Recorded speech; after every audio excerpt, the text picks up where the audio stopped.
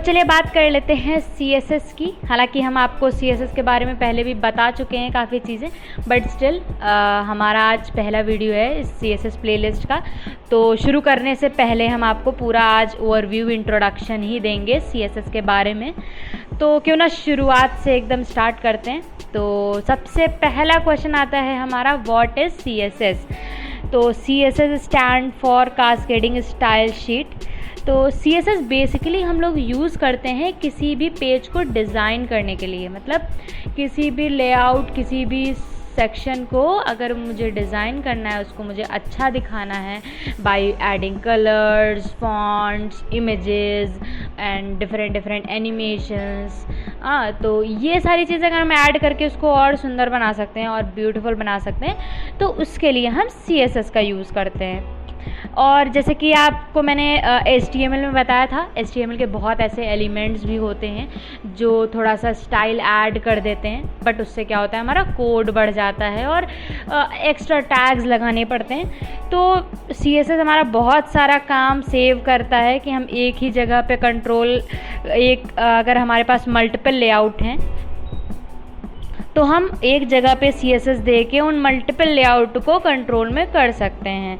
सारे web page, एक हमारी वेबसाइट अगर कोई होती है तो उसमें हमारे बहुत सारे पेजेस होते हैं। किसी में कोई सिंगल पेज होता है, कोई मल्टीपल पेज होता है। मल्टीपल पेज में हमारे डिपेंड करता है कि हमारा कौन सी वेबसाइट है और यूज़र जो भी जिसकी वेबसाइट है वो कितने पेज ऐड कर रहा है। तो बेसिकली इन सब के लिए जो हमारी बड़ी बड़ी वेबसाइट्स होती हैं, इन सब के लिए CSS बहुत इंपॉर्टेंट है। विदाउट CSS हम कोई भी वेबसाइट, कोई भी सेक्शन नहीं डिज़ाइन कर सकते, नहीं बना सकते। तो बेसिकली अगर हमारे बहुत सारे वेब पेजेस हैं तो हम एक एक्सटर्नल स्टाइल शीट दे देते हैं जो कि हमारी CSS फाइल होती है, और हम उसमें सारे पेजेस की स्टाइल शीट जो भी कोड होता है वो सेव करते हैं। तो अगर हम सिंपली बात करें वाई यूज़ CSS, हम CSS का क्यों यूज़ करते हैं, तो अगर हम सिंपल वर्ड में बताएं, CSS का यूज़ हम करते हैं to define the style of web pages including design, layout, variations in display, different devices के लिए हमें कैसा दिखाना है। मतलब हमारा मोबाइल पे कैसा दिखेगा, हमारा डेस्कटॉप पे कैसा दिखेगा, हमारा iPad पे कैसा दिखेगा। तो CSS ने हमारी बहुत बड़ी बड़ी प्रॉब्लम सॉल्व कर दी है और बहुत सारा काम भी सेव किया है। जैसे कि हम एक जगह पे बहुत सारे, जैसे मुझे 10 चीज़ें एक सेम यूज़ हुई हैं, तो हम उसको एक जगह पे CSS दे के उस 10 चीज़ों को कंट्रोल कर सकते हैं, जिससे क्या होगा, हमारा टाइम सेव हो जाएगा। अब हमें कोई चीज़ स्टाइल देनी है तो अगर हम HTML एलिमेंट्स, उसमें भी कुछ एलिमेंट दिए, हम सब चीज़ों के लिए नहीं लगा सकते। तो जो कुछ टैग यूज़ करेंगे तो उससे क्या होता है, चीज़ें कॉम्प्लेक्स हो जाती हैं और हम उस लेवल का डिज़ाइन नहीं कर सकते। तो इसके लिए बहुत ही हेल्पफुल है CSS। तो चलिए अब हम CSS का सिंटैक्स देख लेते हैं। CSS का रूल सेट जो होता है उसमें हमारा सेलेक्टर ब्लॉक होता है और डिक्लेरेशन ब्लॉक होता है। ये 2 ब्लॉक होते हैं हमारे। तो अगर हम सेलेक्टर की बात करें तो हमारा, जैसे अगर हम कोई भी एलिमेंट लेते हैं H1, तो हमारा H1 क्या हो गया, सेलेक्टर हो गया।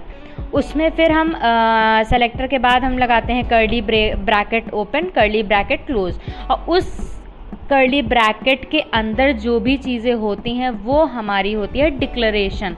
मतलब हम उस सेलेक्टर के लिए क्या डिक्लेयर कर रहे हैं, तो वो सारी चीज़ें आ जाती हैं डिक्लेरेशन। अब डिक्लेरेशन के अगर अंदर हम आएंगे तो उसमें हम क्या होता है, एक हमारा प्रॉपर्टी होती है और एक हमारी वैल्यू होती है। मतलब हमें कौन सी प्रॉपर्टी देनी है, like font size, like colour, तो फॉन्ट फैमिली, तो हमें क्या देना है वो हम प्रॉपर्टी लिखेंगे। फिर उसके बाद हम कोलन लगाएंगे और कोलन के बाद हम उसमें उसकी वैल्यू लिख देंगे। तो बेसिकली सेलेक्टर पॉइंट करता है हमारे HTML एलिमेंट को जिसको आप डिज़ाइन करना चाहते हैं, और वो जो हमारा डिक्लेरेशन ब्लॉक होता है उसमें हम जो डिज़ाइन लगाना चाहते हैं वो लगाते हैं। हाँ, डिक्लेरेशन में हम एक से ज़्यादा प्रॉपर्टी वैल्यू यूज़ कर सकते हैं, जिसमें हमें ऐसा नहीं कि हमने एक सेलेक्टर के अंदर हमने एक डिक्लेरेशन दिया, वो भी बस कलर का, तो बस हम कलर का यूज़ कर सकते हैं। नहीं, हम उसमें कलर भी यूज़ कर सकते हैं, फॉन्ट फैमिली भी यूज़ कर सकते हैं, फॉन्ट साइज़ भी यूज़ कर सकते हैं, बैकग्राउंड कलर भी यूज़ कर सकते हैं। तो जो जो प्रॉपर्टी की हमें नीड है H1 पे या फिर किसी भी एलिमेंट पे, तो हम बहुत सारे प्रॉपर्टी वैल्यू अपने नीड के बेसिस पे कर सकते हैं। और हम उनको सेपरेट कैसे करेंगे? सेमी कोलन से। मतलब मैंने लिखा कलर, फिर कोलन, ब्लू लिख दिया, फिर सेमी कोलन। अब हम दूसरी प्रॉपर्टी लिखेंगे, फिर उसकी वैल्यू, फिर सेमी कोलन, फिर दूसरी प्रॉपर्टी, फिर उसकी वैल्यू। तो इस तरह से हम आगे एक्सटेंड करते जाएंगे और हम कोलन के सेमी कोलन के द्वारा उनको सेपरेट करते जाएंगे। और ये हमेशा ध्यान रखिएगा कि हम जब भी डिक्लेरेशन लिखते हैं तो उसके स्टार्ट में हमारा कर्ली ब्रैकेट ओपन होता है और उसके एंड में कर्ली ब्रैकेट क्लोज होता है। तो ये था बेसिक हमारा जो CSS का, जिससे हम स्टार्ट कर सकें। होपफुली आपको समझ में आ गया होगा, बहुत सिंपल तरह से, इसीलिए मैंने बता दिया है। तो अब आती है आपसे क्वेश्चन की बारी, जिससे ये पता चलेगा कि सच में आपको समझ में आया है या नहीं आया है। तो पहला क्वेश्चन है हमारा, अगर हमारी कोई हेडिंग है, ठीक है, उसका मुझे फॉन्ट साइज़ बढ़ाना है, तो हम कैसे लिखेंगे? मतलब हमारा सेलेक्टर कैसे लिखेंगे, हम उसमें डिक्लेरेशन कैसे लिखेंगे, और हम कौन सी प्रॉपर्टी और वैल्यू लिखेंगे वहाँ पे? तो ये आपको हमें कमेंट बॉक्स में बताना है।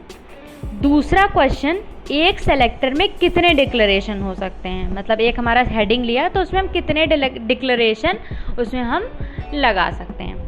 तो इसका आंसर भी आपको कमेंट, इन दोनों क्वेश्चन का आंसर आपको कमेंट करके बताना है। देखते हैं किस किस को समझ में आया है, किस किस को नहीं।